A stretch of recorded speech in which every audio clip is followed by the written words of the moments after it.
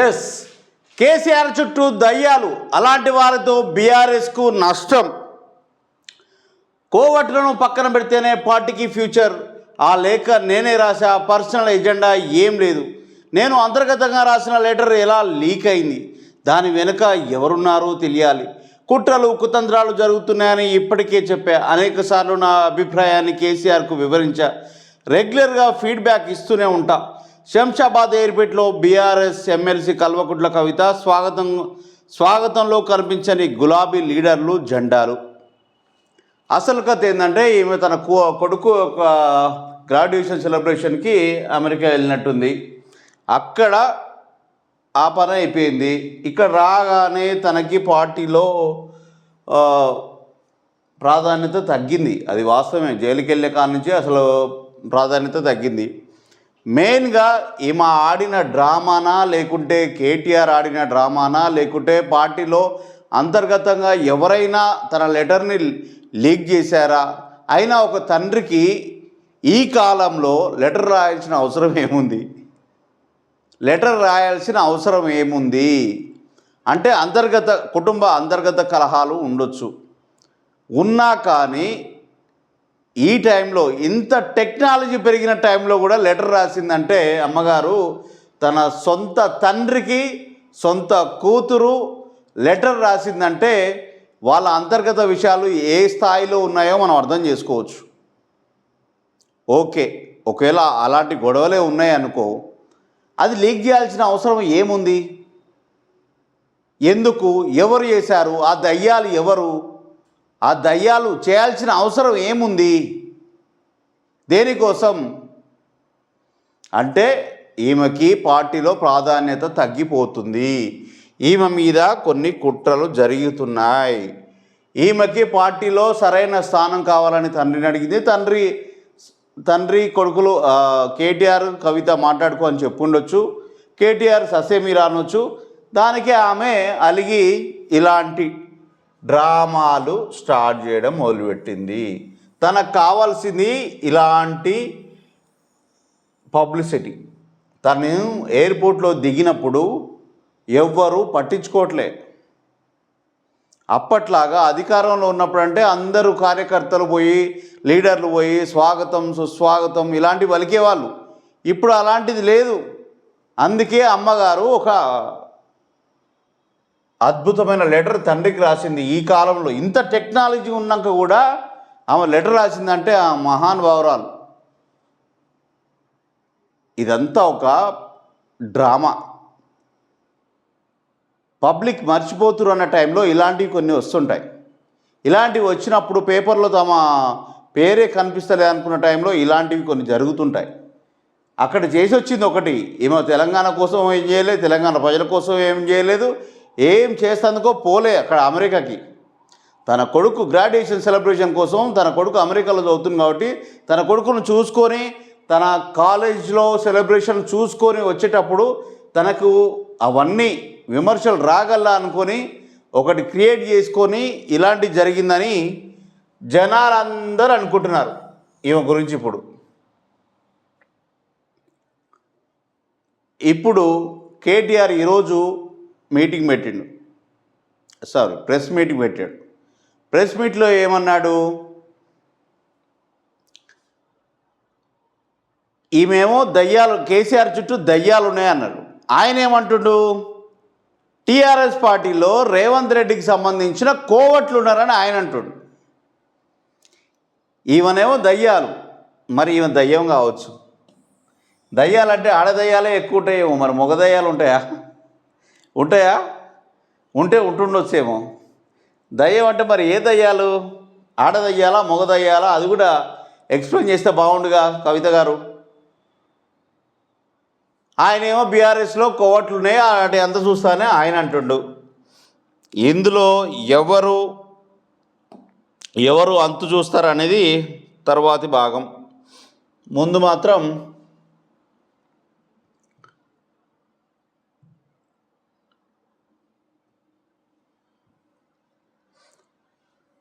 మాత్రం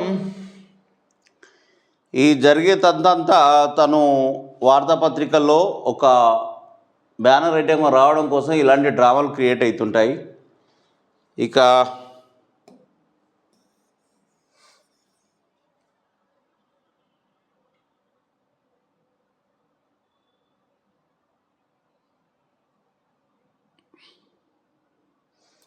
నెక్స్ట్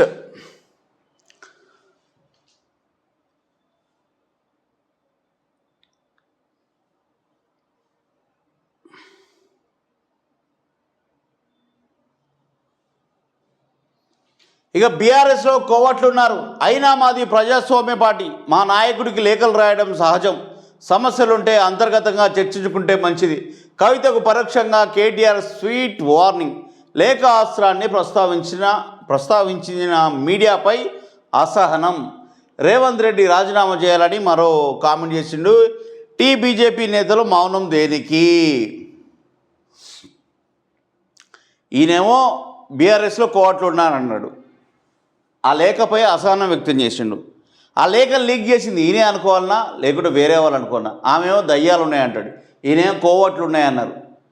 ఎవరు ఏది చెప్పింది? ఏది నిజం, ఏది వాస్తవం? ఇది ఎవరు చెప్పాలి? వాళ్ళే కదా. వాళ్ళ అంతర్గత గొడవల్ని ఇలా క్రియేట్ చేసుకొని జనాల్లో వాళ్ళు ఎలాంటి చర్చ లేనప్పుడు మా గురించి చర్చించుకోండి అన్నట్టుగా ఇలాంటి లేఖలు స్టార్ట్ చేస్తారు. అందుకే ఇలాంటివి జరుగుతున్నాయని అనిపిస్తుంది. జనాలు కూడా అదే అనుకుంటారు, ఇది కావాలని క్రియేట్ చేసినట్టు అనిపిస్తుంది. ఇక ఇంకో అంశం ఏంటంటే రేవంత్ రెడ్డి బీజేపీ గవర్నమెంట్ కేంద్రంలో కలిసి వస్తే ఈయనకి ఇబ్బంది అనిపిస్తున్నట్టుంది. అందుకే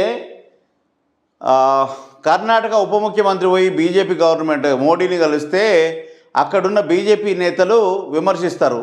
మన రాష్ట్రంలో ఉన్న బీజేపీ నేతలు ఎందుకు విమర్శిస్తలేరని ఈయనకి అనిపిస్తుంది. కేటీఆర్కి లోపల బాగా మండుతుంది.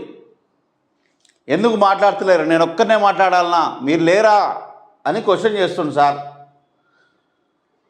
ఈయన పోయి కలిసినప్పుడు మళ్ళీ ఎవరు మాట్లాడొద్దు, అది ఈయన నీతి. ఈయన పోయి మాట్లాడితే ఒకటి, మిగతా వాళ్ళు మాట్లాడొస్తే మాత్రం తప్పు, మాట్లాడొద్దు. ఎందుకంటే ఈయన పొత్తు పెట్టుకున్నాడు ఒకప్పుడు ఈయన అంతర్గతంగా పోయి కలిసి వచ్చినప్పుడు ఏమో తప్పులేదు.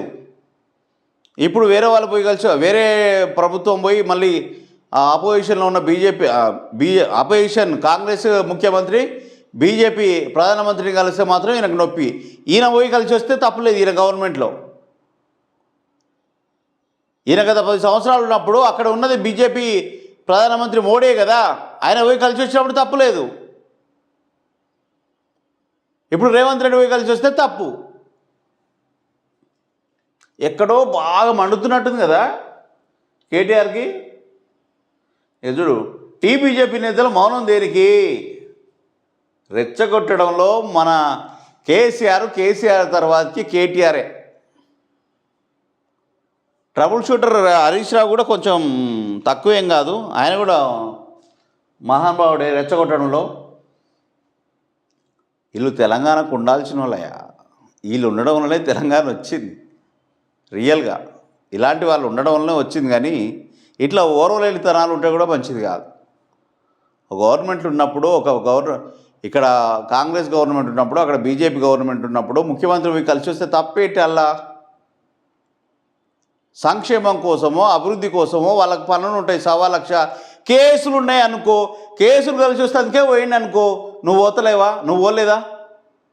నువ్వు ఆ టైంలో కూడా పోయినావు కదా. ఎందుకయ్యా కేటీఆర్ ఇంత ఓర్వలేనితనం? చెల్ల విషయంలో మాట్లాడమంటే మాట్లాడాడు. ఎందుకు మాట్లాడాడు? చెల్ల విషయంలో ఎందుకు మాట్లాడలే? అయితే లీక్ చేసింది ఈయనేనా? దయ్యం అంటే ఎవరు? కోవట్లు ఎవరు? మీకు తెలియని కోవట్లు వాళ్ళు ఉంటారు. కోవట్లు ముందు వాళ్ళే.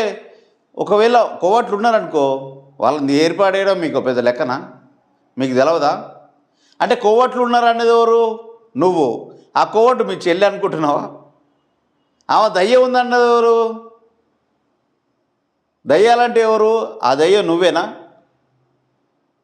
నువ్వు మీ చెల్ల మీద, మీ చెల్ల నీ మీద, ఇద్దరు అంతర్గతంగా బాగా గొడవ ఉన్నట్టు ఇక్కడ క్లియర్గా కనిపిస్తుంది. టోటల్ చూసుకుంటే మాత్రం ఇదే గొడవలు ఇద్దరి మధ్యలో.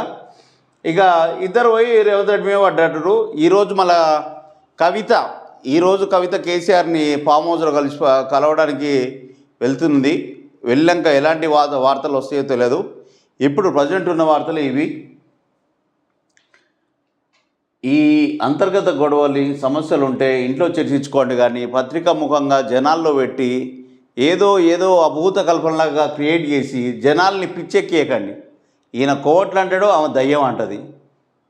ఆ దయ్యం నువ్వా, ఆ కోవట్టు ఆమెన? ఎవరిక్కడ కోవట్టు దయ్యం? మీరే బయటికి పెట్టాలి.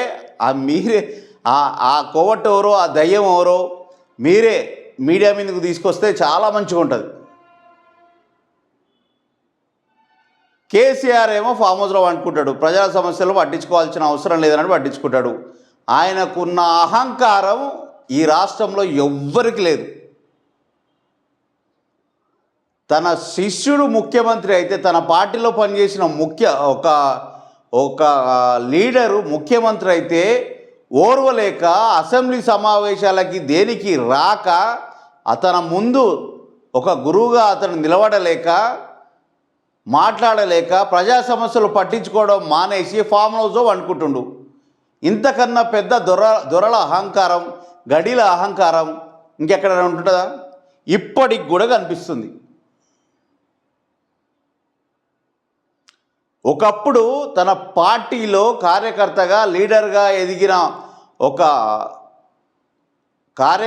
లీడర్ రేవంత్ రెడ్డి టీఆర్ఎస్లో పనిచేసిండు, టీడీపీలో పనిచేసిండు, కాంగ్రెస్లో పనిచేసి ముఖ్యమంత్రి అయ్యిండు. వాడు ముఖ్యమంత్రి అయితే నేను పోయి సభలో కూర్చొని వాడిని వాదించుకుంటూ కూర్చోవాలనా? సారీ, వాడంటున్నందుకు ముఖ్యమంత్రి అంటే కేసీఆర్ ఆవహించిండేమో, ఆ మాట వచ్చింది, సారీ. ముఖ్యమంత్రి రేవంత్ రెడ్డి అయితే నేను పోయి సభలో మాట్లాడాలనా? మీరేం చేస్తారని కొడుకుకు, అల్లుడికి, కూతురికి చెప్పి పంపిస్తుండు. ఇక్కడ ముఖ్యము ప్రజలు, నిన్ను ఎన్నుకున్న ప్రజలు, నిన్ను ఎన్నుకున్న నియోజకవర్గం, అక్కడున్న సమస్యలను సాల్వ్ చేయమని ముఖ్యమంత్రిగా 10 సంవత్సరాలు కూర్చోబెట్టిరు. ఎమ్మెల్యేగా ఒక 5-6 సంవత్సరాలు 6-7 టర్మ్స్ నిన్ను ఎమ్మెల్యేగా నిలబెట్టిరు. ఆ ప్రజలని సంక్షేమం కోసం, ఆ ప్రజల సంక్షేమం, ప్రజాసేవను మర్చి, వాళ్ళ సమస్యలు మర్చి, వాళ్ళ సమస్యల పరిష్కారాన్ని మర్చి నువ్వు ఫామ్ హౌస్లో పడుకొని డబ్బులు ఇస్తే ఓట్లు వేస్తారు, గెలుస్తా, మళ్ళీ నెక్స్ట్ టైం చూద్దాం, మనమే సీఎం అనే అహంకారం ఉంది చూడు, అది దారుణం. అలాంటి అహంకారం ఉంటే మళ్ళీ నువ్వు ఫామ్ హౌస్కే పరిమితం కావచ్చు.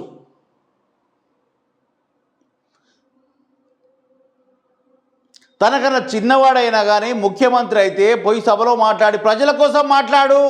నీ అహంకారం, నీ లీడర్, నీ పార్టీలో పనిచేసిన లీడర్ ముఖ్యమంత్రి అయితే ఆ ముఖ్యమంత్రి ముందు నేను మాట్లాడాలనే అహంకారం ఉంది చూడు, అదే నీ పతనానికి దారి.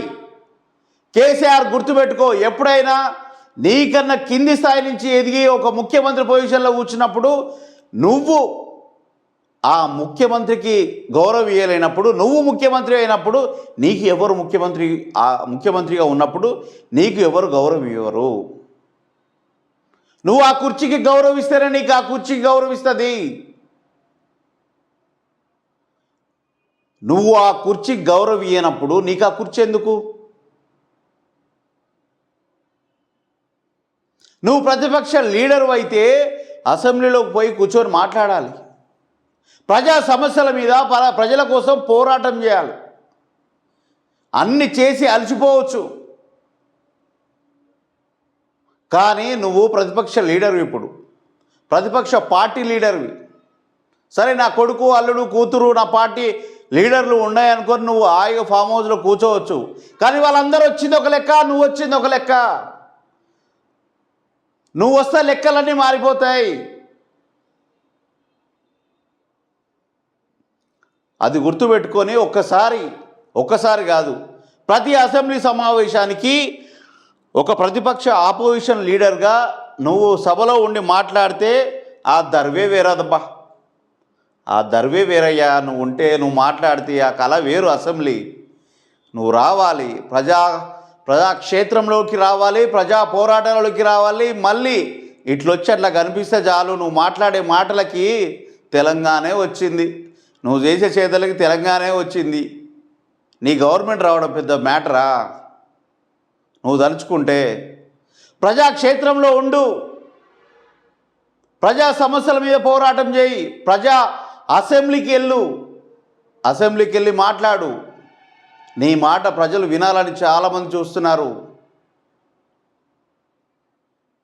తెలంగాణ ప్రజల ఆకాంక్షను తీర్చిన తెలంగాణ వ్యక్తివి నువ్వు. తెలంగాణ కోసం పోరాటం చేసి తెలంగాణనే తీసుకొచ్చిన మహానుభావుడివి నువ్వు ఆ ప్రజల కోసం మాట్లాడకుండా ఫామ్ హౌస్లో పడుకుంటే నీకు విలువ తగ్గుతుంది. నువ్వు ఒకప్పటి దొరలకి తేడా లేదు అనేది నువ్వు అలానే రాసుకుంటే చరిత్రలో నీకు విలువ లేకుండా పోద్ది. ఒక్కసారి నువ్వు మళ్ళా కాలు ప్రజాక్షేత్రంలో పెట్టి ప్రజల కోసం పోరాటం చేయి, మళ్ళీ నీ గవర్నమెంట్ నీకే వస్తుంది. కానీ దొర అహంకారం ముందు చూసినావా, వాడెంత వీడెంత, వాడి ముందు నేను మాట్లాడాలనేది ఆ మనిషి యొక్క పత్రానికి నాంది.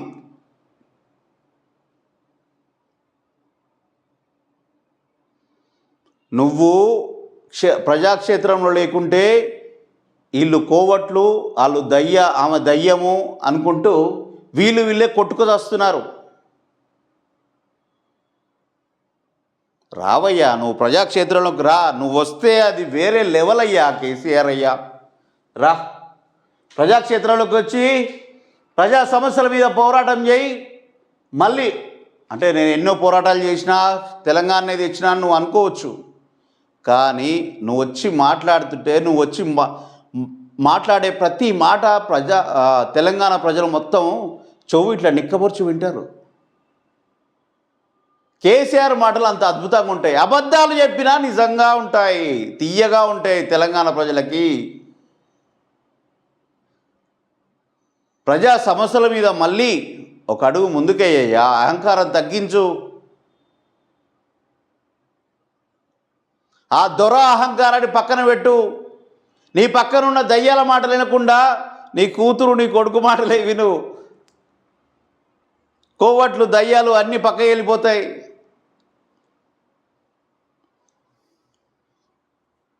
నువ్వు నమ్మితే నువ్వు మళ్ళొక్కసారి నువ్వు నమ్మిన వ్యక్తిని ఎవరిని నమ్మవు. ఫస్ట్ కేసీఆర్ ఎవరిని నమ్మడు, కొడుకు కూతుర్ని కూడా నమ్మడు, అల్లుని కూడా నమ్మడు. ఎవరిని ఎక్కడ ఎలా ఉంచాలనో కేసీఆర్కి తెలుసు. సరే, అది అహంకారం అనుకోవచ్చు, ఇంకేమన్నా అనుకోవచ్చు, నియంత అనుకోవచ్చు, ఇంకేదైనా అనుకోవచ్చు, కానీ కేసీఆర్ ఈజ్ కేసీఆర్. కేసీఆర్ ఎప్పుడైనా ఒక గొప్ప లీడరే. తెలంగాణ ఉన్నంత వరకు కేసీఆర్ ఓ చరిత్రలో లిఖించుకోండు కేసీఆర్ పేరుని. కల్వకుంట్ల చంద్రశేఖరరావు ఇదొక చరిత్ర అని. అది దొరగా లేకుంటే దొర అహంకారంగా లెక్కించుకోకు. కేసీఆర్ చరిత్రలో ఒక మహానుభావుడు ఉండే, ప్రజల కోసం, తెలంగాణ ప్రజల కోసం, తెలంగాణ ప్రజల సమస్యల పరిష్కారం కోసం ఎప్పుడైనా ప్రజాక్షేత్రంలో ఉంటాడు, ప్రజల కోసం పోరాటం చేస్తాడు అనేది నీవు చనిపోయేంత వరకు రావాలి. అది కేసీఆర్ అంటే. నువ్వు కళ్ళు మూసి పాడ మీద పడుకున్నప్పుడు కూడా నీకు అవి లేకపోవచ్చు, కానీ నువ్వు బక్క పీనిగవి కావచ్చు. బక్క పీనిగైనా కానీ ఎంతమంది బలవంతులున్నా కానీ తెలంగాణ తెచ్చి నిరూపించినవు, అదొక చరిత్ర. నువ్వు మహానుభావుడు అయ్యా. నువ్వు ప్రజాక్షేత్రంలో ఇంకా చాలా పనులు చేయాల్సి ఉంది. నువ్వు ప్రజాక్షేత్రంలో ప్రజా అసెంబ్లీలోకి రా. అసెంబ్లీలోకి వచ్చి ఈ గుంట నక్కలు, ఈ పిల్లులు, ఈ కుక్కలు మొరుగుతుంటే వాటిని పట్టించుకోకుండా ప్రజల కోసమే మాట్లాడు, ప్రజల కోసమే పనులు చేయి, ప్రజా సమస్యల పరిష్కారం కోసం నువ్వు అడుగు ముందుకై మళ్ళీ నీ సర్కారు వస్తుంది. ఇలాంటి డ్రామాలు వద్దు, ఈ కోవట్లు, దయ్యాలు ఇవన్నీ వద్దు. నువ్వు వస్తే ఇవన్నీ తుష్షు. వీళ్ళు అంతా నీ కడుపున పుట్టిరు, కానీ వీళ్ళు కూడా సగం నీ నేమ్ చెడగొడుతురు. అది ఒక్కసారి నువ్వు ఒక్కసారి మార్చేసుకుంటే మళ్ళీ నీదే సర్కార్. అవకాశం ఉన్నప్పుడే నీ పాదాన్ని ప్రజాక్షేత్రంలో పెట్టయ్యా కేసీఆర్ అయ్యా.